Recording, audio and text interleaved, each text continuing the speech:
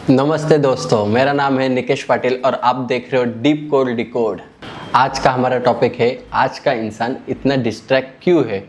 आज यह बात हर किसी को महसूस होती है, लेकिन कोई साफ साफ नहीं बोलता।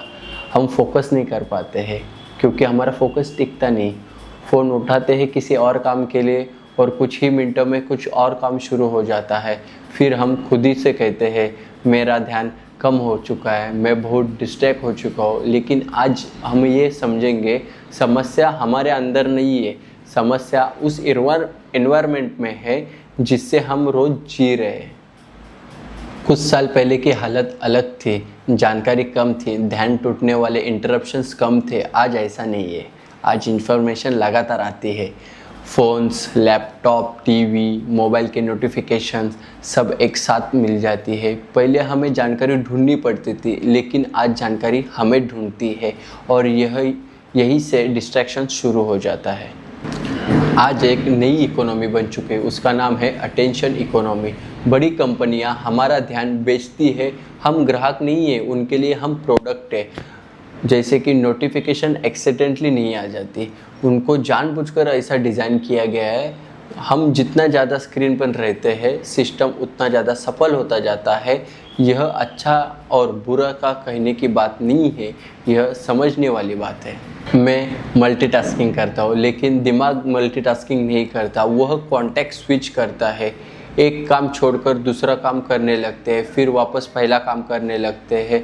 इससे हमारी सोच में स्वैलो आ जाती है, थकान बढ़ती है, हम काम अधूरा रहता है, हम थक चुके हैं क्योंकि हमारा लगातार स्विच कर रहे हैं। इसका असर हमारी ज़िंदगी के ऊपर क्या होता है? डिस्ट्रैक्शन सिर्फ काम पर नहीं, फैसलों पर भी पड़ता है। हम काम शुरू करते हैं लेकिन पूरा नहीं कर पाते, बहुत ज़्यादा सोचते हैं लेकिन फैसला नहीं कर पाते हैं और खुद से नाराज़ होते हैं। फिर हम खुद को ही दोष देने लगते हैं, लेकिन ये सच नहीं है। हम कमज़ोर नहीं है, हम एक ओवर स्टिमुलेट में हो चुके हैं। डिस्ट्रैक्शन इंसानी कमज़ोरी नहीं है, यह समझना बहुत ज़रूरी है कि डिस्ट्रैक्शन कोई इंसानी कमी नहीं है, यह बायोलॉजी और टेक्नोलॉजिकल इफ़ेक्ट है। इंसानी दिमाग नई चीज़ के नेचुरली खींचता है क्योंकि इवोल्यूशन उसका रस जाग जाता है। आज टेक्नोलॉजी उसकी इंस्टेंट का इस्तेमाल करता है। नई नोटिफिकेशन, नया वीडियो, नया मैसेज, ये सब दिमाग को डोपामिन रिलीज़ कर देते हैं। इसीलिए हम डिस्ट्रैक्ट होते हैं क्योंकि हम इंसान हैं, मशीन नहीं। डोपामिन लूप कैसे काम करता है? आज हमारा ध्यान एक डोपामिन लूप में फंसा हुआ है। लूप कुछ ऐसा होता है, कुछ नया दिखता है, अच्छा लगता है, तुरंत अगली चीज़ चाहिए होती है। यह लूप धीरे धीरे आदत बन जाती है।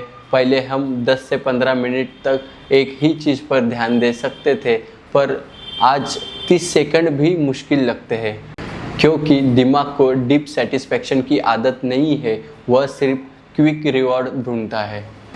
डीप थिंकिंग क्यों कम हो रही है? डीप थिंकिंग के लिए 3 चीज़ें ज़रूरी है: शांति, समय और बोर्ड होना, मतलब कुछ न करने के समय।